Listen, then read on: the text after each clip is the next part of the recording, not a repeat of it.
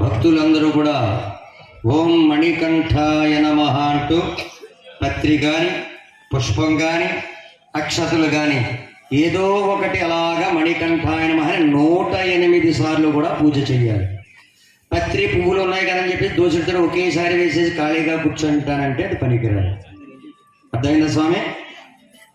అందరూ కూడా 108 నామాలకి ఒక్కొక్క నామానికి మణికంఠాయ నమః అని గట్టిగా చెబుతూ, ఇప్పుడు చెప్పాను కదా, పత్రి కానీ పుష్పాలు కానీ అక్షతలు కానీ ఏదో ఒకటి అలా పూజ చేస్తూ ఉన్నాను.